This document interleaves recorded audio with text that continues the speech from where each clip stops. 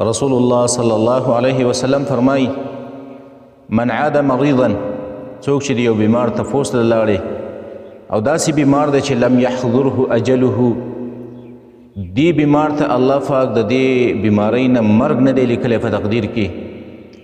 او فقال عنده 7 مرار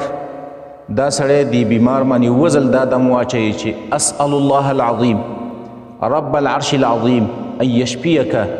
وزل په دا دم واچوي نو رسول الله صلی الله علیه وسلم فرمای الا عفاه الله من ذلك المرض الله پاک به دا بیمار د دې بیمارۍ نه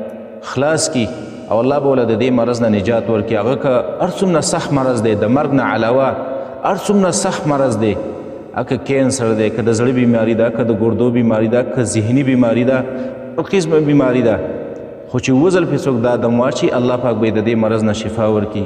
او دا دم داسې دم دی چې خپل ځان هم پې پخپله شی دمولی او بل یو بیمار هم پې شی دمولی نن سبا موږ او تاسو سوچ وکړو هر سړي ته څه نه څه بیماري لاحق ده هر سړی سره نه څه بیمارۍ سره مخامخ دی په مختلفو ډاکټرانو ګرځي مختلفو هسپتالونو باندې ګرځي نو یو ځل تجربه وکړه د رسول الله صلی الله علیه وسلم په دې حدیث باندې عمل وکړه اووه ځل په دې کلماتو او په دې الفاظو باندې ځان دم که بیا ته ګوره ځان ته چې الله تعالی شفا درکوي که